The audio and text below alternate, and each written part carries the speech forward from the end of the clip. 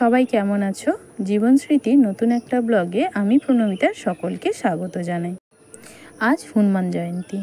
হনুমান জয়ন্তীর দিনে অনেক নিয়ম থাকে, বিশেষ করে যাদের বাড়িতে বজরংবলীজির ছবি বা মূর্তি রয়েছে তারা কি এই নিয়মগুলো পালন করো, যেটা আমি পালন করছি, বা এই নিয়মটা কেন পালন করা উচিত, কাদের করা উচিত, সবটাই কিন্তু আজকের ভিডিওতে বলবো। আমি এই কারণেই কিন্তু হনুমানজির আজকে পুজোটা করছি বা এই নিয়মগুলো পালন করছি, তো সেটা আজকের ব্লগে শেয়ার করব। তাছাড়া আমার মেয়ে এমন কেন মুখটা করে বসে আছে সেটাও তোমাদের সাথে শেয়ার করব। তো আজকে একদম সকাল থেকেই ব্লগটা শুরু করছি। একদম সকালে উঠেই কিছু সমস্ত কাজ শেষ করে, সকালের কাজ শেষ করে এবার ঘরটা ঝাড় দিতে এসেছি। ঘরটা ঝাড় দিয়েই আমার মেয়ের সকালেই স্কুল থাকে, আর ঘুম থেকে উঠেই ওর অনেক বিরক্তির প্রকাশ হয়।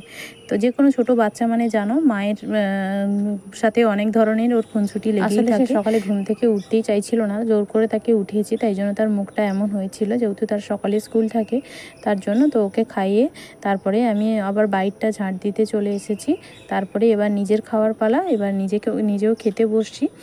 এবার খেয়ে নিয়ে আবারও অন্যান্য কাজে যাব, তো সেইটারই চিন্তা ভাবনা করছি এরপরে কি কি কাজ রয়েছে। তো আমাদের মেয়েদের জীবন মানে, বিশেষ করে মায়েদের জীবন মানেই কিন্তু এভাবেই জীবনটা কাটে। তো মানে রাত্রিতে ঘুমোতে যাওয়ার আগে ভেবে নিতে হয় কাল সারাদিনে কি কি কাজ রয়েছে। আবার সকালে উঠেও কিন্তু সেটাই ভাবতে হয় যে আমি যে কাজগুলো ভেবেছিলাম সেটা কিন্তু আজকে সারাদিনের ভিতরে কমপ্লিট করতে হবে, তার মধ্যে কতটা কাজ কমপ্লিট করতে পেরেছি। তো এইগুলোই আমি চিন্তা ভাবনা করছি। তার মধ্যে আমার খাওয়াটাও হয়ে গেল। এরপরে আমি সকালে যেহেতু ছোলা, বাদাম, কিশমিশ এগুলো ভেজানো থাকে, তো মেয়েকেও দিই আর আমিও খেলাম। তারপরে এবার চাটা নিয়ে নিচ্ছি, আমার হাজব্যান্ডের দুজনের চা নিয়ে।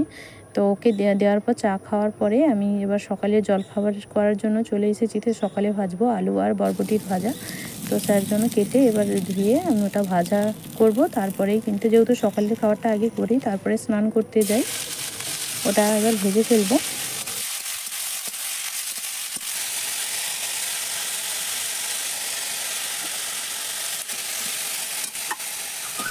সকালের ভাজাটা এবার প্রায় কমপ্লিট। এরপরে কিন্তু দুপুরের জন্য তেমনি উচ্ছা ভাজাটা করে নিলাম। যেহেতু প্রত্যেক দিন উচ্ছার তরকারি একটা হবেই, মানে উচ্ছা হয় ভাজা, নাহলে ভাতে বা উচ্ছ দিয়ে কোনো তরকারি, সেই কারণে উচ্ছা ভাজাটাও করে নিলাম।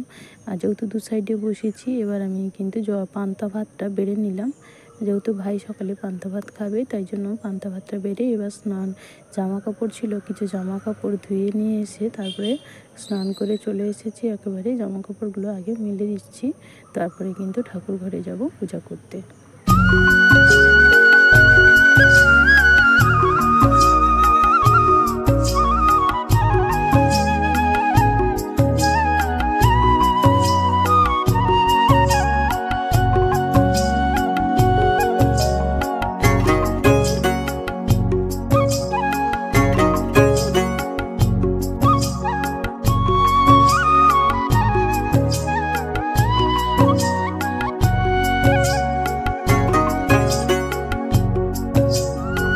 আমার জামা কাপড়গুলো মেলা হয়ে গেছে, এবার আমি চলে যাচ্ছি একেবারে ফুল তুলতে।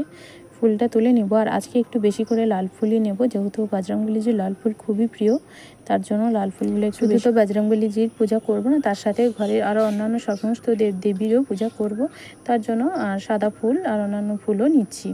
তো এবার আমি বলি যে বজরংবলীজির পূজাটা এই কারণেই করছি, কারণ যাদের অনেক সময় যাদের হচ্ছে বাড়িতে, প্রথম বলবো যে বাড়িতে যদি বজরংবলীজির ছবি বা মূর্তি থেকে থাকে, তাহলে অবশ্যই হনুমান জয়ন্তীটা পালন করা উচিত, আর ওই দিন কিন্তু নিরামিষ খাওয়া উচিত।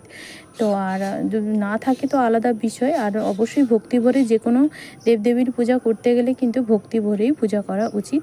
তো মনে যদি ভক্তি থাকে অবশ্যই পূজাটা করো, বাড়িতে যদি ছবি থাকে।